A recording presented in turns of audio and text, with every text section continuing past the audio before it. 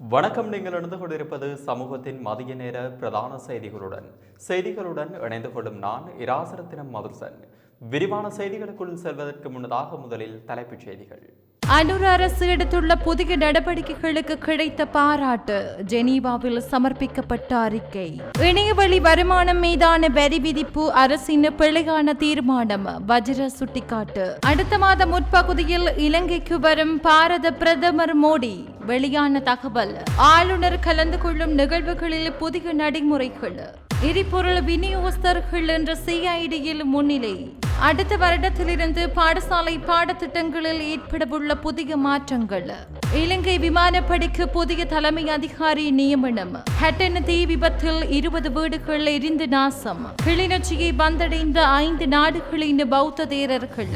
இலங்கை தொடர்பில் ஐக்கிய ராச்சியம் தலைமையிலான பல நாடுகள் கூட்டாக ஐக்கிய நாடுகள் மனித உரிமைகள் பேரவையில் அறிக்கை ஒன்றை சமர்ப்பித்துள்ளன. ஐக்கிய நாடுகளின் மனித உரிமைகள் பேரவையின் 58வது அமர்வுடன் இணைந்ததாக குறித்த அறிக்கை நேற்று சமர்ப்பிக்கப்பட்டதாக தெரிவிக்கப்படுகிறது. ஐக்கிய ராச்சியத்துடன் கனடா, மலாவி, மொண்டினீக்ரோ மற்றும் வடக்கு மாசிடோனியா ஆகிய நாடுகள் இணைந்து இந்த வாய்மொழி அறிக்கையை சமர்ப்பித்துள்ளதாக குறிப்பிடப்பட்டுள்ளது. கடந்த ஆண்டு நடைபெற்ற அமைதியான தேர்தல்கள் தொடர்பாகவும் தற்போதைய அரசாங்கத்தின் செயற்பாடுகள் தொடர்பாகவும் இந்த அறிக்கையில் மதிப்பீடு செய்யப்பட்டுள்ளது. நிலங்களை மீள ஒப்படைத்தல், நல்லிணக்கத்தை ஏற்படுத்துதல், வீதி தடைகளை அகற்றுதல் மற்றும் வடக்கு கிழக்கு சமூகத்திற்கு கடந்த காலத்தை நினைவு கூர்ந்து நினைவேந்தல் நிகழ்வுகளை நடத்த அனுமதி வழங்குவதற்காக அரசாங்கம் எடுத்துள்ள நடவடிக்கைகள் தொடர்பாகவும் அங்கு பாராட்டு தெரிவிக்கப்பட்டுள்ளதாக தெரிவிக்கப்படுகிறது. பயங்கரவாத தடுப்புச் சட்டத்தை திருத்துவதற்கு அரசாங்கம் மேற்கொள்ளும் நடவடிக்கைகளுக்கு ஆதரவு வழங்கப்படுவதுடன் அந்த சட்டங்கள் சர்வதேச கடமைகளுக்கு இணங்க நடைமுறைப்படுத்தப்பட வேண்டும் எனவும் வலியுறுத்தப்பட்டுள்ளது. இதற்கிடையில் ஜெனீவாவில் நடைபெறும் மனித உரிமைகள் பேரவை அமர்வுக்கு அரசாங்க தரப்பிலிருந்து வாய்மொழி அறிக்கை ஒன்றும் நேற்றைய தினம் சமர்ப்பிக்கப்பட்டது. தற்போதைய அரசாங்கம் இலங்கையில் புதிய அரசியல், பண்பாடு மற்றும் பொருளாதார சமூக வளர்ச்சியை ஏற்படுத்துவதற்காக மேற்கொள்ளப்படும் நடவடிக்கைகள் தொடர்பில் குறித்த அறிக்கையில் விரிவாக அறிவிக்கப்பட்டுள்ளது. அனைத்து குடிமக்களின் ஜனநாயகம் மற்றும் மனித உரிமைகளை பாதுகாப்பதற்கு அரசாங்கம் உறுதி பூண்டுள்ளதாகவும் அந்த அறிக்கையில் மேலும் சுட்டிக்காட்டப்பட்டுள்ளது. இணையம் வழியாக இலங்கைக்கு நிதி பெற்றுத் தரும் இளைஞர்கள் மீதான வரி விதிப்பு என்பது அரசாங்கத்தின் பிழையான தீர்மானம் என வஜ்ர அபேவர்த்தன தெரிவித்துள்ளார். காலியில் நடைபெற்ற நிகழ்வொன்றில் பங்கேற்ற பின்னர் ஊடகவியலாளர்களிடம் கருத்து தெரிவிக்கும் போதே இவ்வாறு குறிப்பிட்டுள்ளார். இலங்கையின் இளைஞர் யுவதிகள் இணையத்தின் மூலம் நாட்டிற்கு வெளிநாட்டு நீதி பெற்றுத் தருகின்றனர் என அவர் சுட்டிக்காட்டியுள்ளார். எனினும் அவர்களுக்கு அரசாங்கத்தால் ஓய்வூதிய தொகை அல்லது ஏனைய நலன்புரிகள் வழங்கப்படுவதில்லை. இவ்வாறு வெளிநாட்டு நீதி ஈட்டும் இளைஞர்கள் மீது வரி விதிக்க நடவடிக்கை எடுக்கப்பட்டால் அந்த வருமானத்தை வேறு வழிகளில் கையாள முடிவு செய்யக்கூடும். மேலும் எரிபொருள் நிலையங்களில் வழங்கப்படும் லாபத்தை நீக்க அரசாங்கம் எடுத்த முடிவின் முக்கிய காரணம் அனுபவமற்ற நிர்வாகம் எனவும் அவர் குறிப்பிட்டுள்ளார். 20 ஆண்டுகளாக எரிபொருள் நிலையங்களில் பணியாற்றும் பணியாளர்கள் எரிபொருளின் மனம் காரணமாக உடல்நலக் குறைவுக்கு ஆளாகின்றனர் எனவும் தெரிவித்துள்ளார். இதை கருத்தில் கொண்டு அவர்களுக்கு கூடுதல் நன்மைகள் வழங்கப்பட வேண்டும் எனவும் அவர் வலியுறுத்தியுள்ளார். இந்திய பிரதமர் நரேந்திர மோடி இலங்கைக்கான விஜயம் ஒன்றை அடுத்த மாத முற்பகுதியில் மேற்கொள்ள உள்ளார் என தகவல்கள் வெளியாகியுள்ளன. ஏப்ரல் 4ஆம் தேதி கொழும்பு வரவுள்ள பிரதமர் நரேந்திர மோடி 6ஆம் தேதி வரை இலங்கையில் தங்கியிருப்பார் எனவும் தெரிய வருகிறது. கொழும்பில் ஜனாதிபதி அனுரகுமார திசாநாயக்க, பிரதமர் ஹரணி உட்பட்டோரை சந்திக்க உள்ள இந்திய பிரதமர் சம்பூரில் மின்திட்டம் ஒன்றையும் ஆரம்பித்து வைக்க உள்ளார். அதேபோல அனுராதபுரம் ஸ்ரீ மகாபோதிக்கு சென்று வழிபாடுகளிலும் அவர் ஈடுபட உள்ளார் எனவும் அறிய முடிகிறது. இந்திய பிரதமரின் இலங்கை பயணத்தையொட்டி விசேட பாதுகாப்பு ஏற்பாடுகளை மேற்கொள்ள இந்தியாவிலிருந்து உயர்மட்ட பாதுகாப்பு குழு ஒன்று தற்போது கொழும்பு வந்துள்ளதாகவும் செய்திகள் வெளியாகியுள்ளன. மத்திய மாகாண ஆளுநர் கலந்து கொள்ளும் நிகழ்வுகளில் பின்பற்ற வேண்டிய நடைமுறைகளை விளக்கும் கடிதம் ஒன்றை மத்திய மாகாண பிரதான செயலாளரின் அலுவலகம் வெளியிட்டுள்ளது.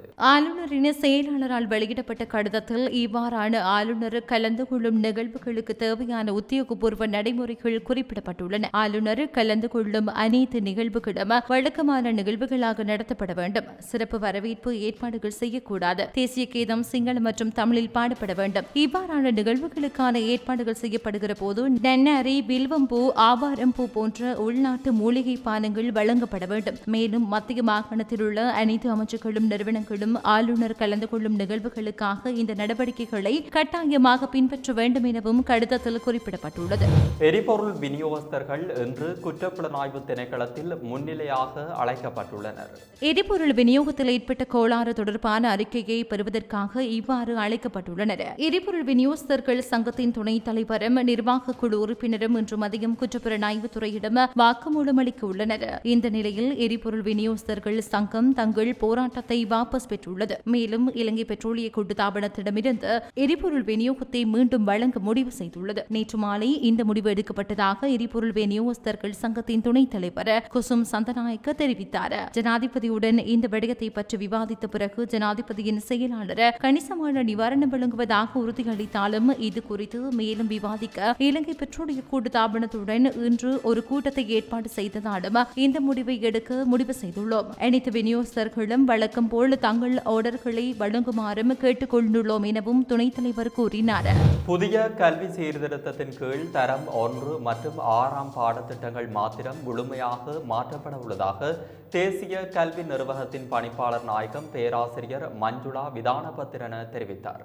புதிய சீர்திருத்தங்களின் கீழ் ஏனைய தரங்களில் குறிப்பிடத்தக்க மாற்றங்கள் எதுவும் இடம்பெறாது. ஆனால் 10ஆம் தர பாட முறைமை பகுதியளவில் மாற்றப்படும் எனவும் அவர் குறிப்பிட்டுள்ளார். இந்த 3 தரங்களிலும் புதிய கற்றல் மற்றும் கற்பித்தல் செயல்முறை 2026ஆம் ஆண்டின் தொடக்கத்திலிருந்து வகுப்பறைகளில் செயற்படுத்தப்படும் எனவும் அவர் கூறியுள்ளார். மேலும் அமைச்சரவை பத்திரங்களுக்கு தேவையான தகவல்களை வழங்குதல், ஆசிரியர் பயிற்சி திட்டங்களை ஏற்பாடு செய்தல், தொகுதிகளை தயாரித்தல், புத்தகங்களை தயாரித்தல் போன்ற சீர்திருத்த செயற்பாடுகள் சுமூகமாக நடைபெற்று வருவதாகவும் பணிப்பாளர் நாயகம் தெரிவித்துள்ளார்.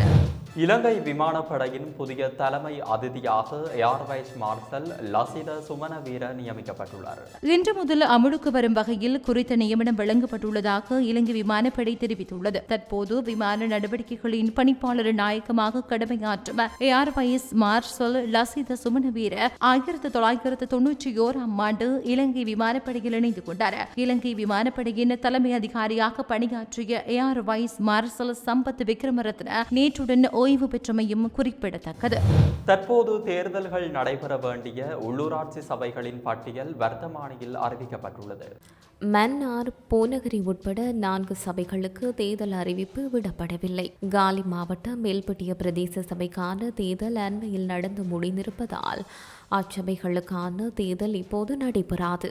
நாட்டில் உள்ள 341 உள்ளூராட்சி சபைகளில் 336 சபைகளுக்கே இப்போது தேர்தல் அறிவிப்பு விடுக்கப்பட்டிருக்கிறது. அந்த பட்டியலில் மன்னார் பிரதேச சபை, தெஹியத்தகண்டி பிரதேச சபை, பூநகரி பிரதேச சபை மற்றும் கல்முனை மாநகர சபை ஆகியவற்றுக்கான தேர்தல்களே இப்போது அறிவிக்கப்படவில்லை.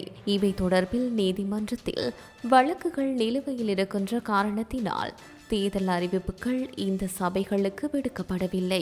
இப்போது அந்த வேட்பு மனுக்கள் முழுமையாக ரத்து செய்யப்பட்டு விடப்பட்டமையினால் அந்த வழக்குகளை விலக்கிக் கொள்ளும்படி கூடி நகர்த்தல் பத்திரங்கள் சம்பந்தப்பட்ட நீதிமன்றங்களில் தேர்தல் திணைக்களத்தினால் தாக்கல் செய்யப்பட்டுவிருக்கின்றன.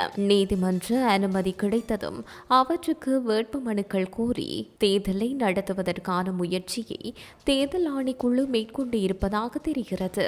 இவை தவிர 28 மாநகர சபைகள், 36 நகர சபை மற்றும் 272 பிரதேச சபைகளுக்கான தேர்தல்களே இப்போது அறிவிக்கப்பட்டுள்ளன. ஹட்டன் செனன் தோட்டத்தில் KM பிரிவில் நேற்றிரவு ஏற்பட்ட தீ விபத்தில் 20 தொழிலாளர் குடியிருப்புகள் முற்றாக தீக்கிரையாகியுள்ளன.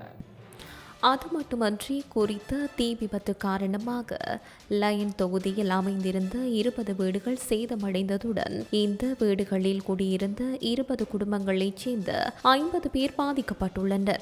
வீட்டில் இருந்தவர்கள் கூச்சலிட்டதை அடுத்து அயலவர்கள் ஓடி வந்து தீயை அணைக்க முற்பட்ட போது தீயை கட்டுப்பாட்டுக்குள் கொண்டு வர முடியவில்லை. அதனை அடுத்து ஹட்டன் போலீசார், ஹட்டன் நகர சபையின் தீயணைப்பு படையினர் மற்றும் பொதுமக்கள் இணைந்து தீயை கட்டுப்பாட்டிற்குள் கொண்டு வர நடவடிக்கை எடுத்துள்ளதுடன் சுமார் 3 மணித்தியாலங்களுக்கு பிறகு தீ கட்டுப்பாட்டுக்குள் கொண்டு வரப்பட்டது. எனினும் 20 வீடுகளில் இருந்து பெருமளவிலான வீட்டு உபகரணங்கள், பெறுமதியான ஆவணங்கள், தங்க நகைகள், பாடசாலை மாணவர்களின் சீருடைகள் மற்றும் பாடப்புத்தகங்கள் தீக்கிரையாகியுள்ளன. இந்த தீ விபத்தினால் லயன் தொகுதியில் அமைந்திருந்த 20 வீடுகள் சேதமடைந்துள்ளதுடன் இந்த வீடுகளில் குடியிருந்த 20 குடும்பங்களைச் சேர்ந்த 50 பேரை தற்காலிகமாக மாற்று இடங்களில் தங்க வைப்பதற்கான ஏற்பாடுகள் செய்யப்பட்டுள்ளன. பரவிய தீயை கட்டுப்படுத்த முயற்சி செய்தவர்களில் 5 நபர்கள் சிறு சிறு தீக்காயங்களுக்கு உள்ளாகி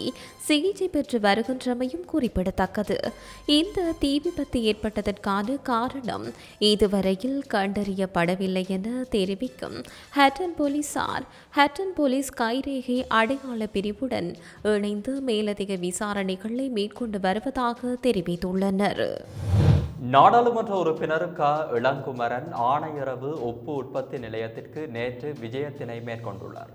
இதன்போது நவீன வசதிகளுடன் கூடிய உப்பு உற்பத்தி கட்டடத்தை பார்வையிட்டுள்ளார். இந்த நிலையில் கருத்து தெரிவித்த நாடாளுமன்ற உறுப்பினர், கடந்த அரசாங்கம் இவ்வாறான உற்பத்திகளை முடிவு பொருளாகும் முன்பே வேறு தனியார் நிறுவனங்களுக்கு விற்பனை செய்தது. நாங்கள் முடிவு பொருளாக்கி அதிக லாபம் ஈட்டுவதுடன் இந்த பிரதேசத்தை சார்ந்தவர்களுக்கு வேலைவாய்ப்பை வழங்க முடியும் என தெரிவித்தார். உலக சுதந்திரம் வேண்டி திஸ்ஸ மகாராம முதல் நாகதீபம் வரை இலங்கை உட்பட 5 நாடுகளின் பௌத்த தேரர்கள் முன்னெடுத்துள்ள பாத யாத்திரை நேற்று கிளிநொச்சியை வந்தடைந்தது. கிளிநொச்சியை வந்தடைந்த தேரர்களை யாழ் பல்கலைக்கழக கிளிநொச்சி வளாக மாணவர்கள் வரவேற்றனர். வீதியிலிருந்து பல்கலைக்கழக வளாகத்தில் உள்ள சரசவி விகாரை வரை மாணவர்கள், விரிவுரையாளர்கள் வரவேற்றனர். அவர்கள் இன்றைய தினம் கிளிநொச்சியிலிருந்து யாழ்ப்பாணம் நோக்கி தமது பயணத்தை ஆரம்பிக்க உள்ளனர். தாய்லாந்து, மியன்மார், இலங்கை, லாக்கோஸ், இந்தியா உள்ளிட்ட நாடுகளைச் சேர்ந்த 50 தேரர்கள் குறித்த பாத யாத்திரையில் கலந்து கொண்டுள்ளனர். பிப்ரவரி மாதம் 7ஆம் தேதி குறித்த பாத யாத்திரையை ஆரம்பித்திருந்தமை குறிப்பிடத்தக்கது. மித்தனிய முக்கொலை சம்பவம் தொடர்பில் வீரஹெட்டிய போலீஸ் நிலையத்தில் கடமையாற்றும் போலீஸ் அதிகாரியொருவர் கைது செய்யப்பட்டுள்ளார். 36 வயதுடைய ஜலம்பிட்டிய பகுதியைச் சேர்ந்த போலீஸ் கான்ஸ்டபிள் என விசாரணைகளின் போது தெரிய வந்துள்ளது. விசாரணைகளின் போது கைது செய்யப்பட்டவர் சந்தேக நபருக்கு T56 ரக துப்பாக்கிக்கு பயன்படுத்தப்படும் 12 தோட்டாக்களை வழங்கியதாக முதல்கட்ட விசாரணைகளில் தெரிய வந்துள்ளது. இந்த குற்ற செயல் தொடர்பாக இதுவரை 7 சந்தேக நபர்கள் கைது செய்யப்பட்டுள்ளனர். குறித்த முக்கொலை தொடர்பில் மிதனிய போலீசார் மேலதிக விசாரணைகளை மேற்கொண்டு வருகின்றனர். 3 மில்லியன் ரூபாய் மதிப்புள்ள வெளிநாட்டு சிகரெட்டுகளை சட்டவிரோதமாக நாட்டிற்கு கொண்டு வந்து கட்டுநாயக்க விமான நிலையத்திலிருந்து வெளியே கொண்டு சென்ற 2 பெண்கள் கைது செய்யப்பட்டுள்ளனர். பெண் பயணிகள் இன்று காலை விமான நிலைய போலீஸ் போதைப்பொருள் பணியகத்தின் அதிகாரிகளினால் கைது செய்யப்பட்டனர். இருவரில் ஒருவர் பொலனறுவை பகுதியைச் சேர்ந்த 32 வயதுடைய பெண் எனவும் மற்றைய பெண் நாரமல்ல பகுதியைச் சேர்ந்த 23 வயதுடைய பெண் என போலீசார் குறிப்பிட்டுள்ளனர். போலீஸ் போதைப்பொருள் ஒழிப்பு பிரிவின் அதிகாரிகள் நடத்திய முதற்கட்ட விசாரணையில் இந்த சிகரெட்டுகளை கொண்டு வருவதற்காகவே இருவரும் சுற்றுலா விசாக்களின் கீழ் துபாய்க்கு சென்றிருப்பது தெரிய வந்துள்ளது. இத்துடன் சமூகத்தின் மதிய நேர பிரதான செய்திகள் நிறைவு பெற்றன. மீண்டும் சந்திப்போம் அடுத்த பிரதான செய்திகளுடன். நன்றி, வணக்கம். இது போன்ற செய்திகளை தெரிந்து கொள்ள சமூகம் நியூஸ் சேனலை சப்ஸ்கிரைப் செய்து அருகில் உள்ள பெல் பட்டனை கிளிக் செய்யுங்கள். மேலும் இது போன்ற செய்திகளை உடனுக்குடன் தெரிந்து கொள்ள சமூகமீடியா.com என்ற இணையதளத்தின் வாயிலாகவும் எங்களுடன் இணைந்திருங்கள்.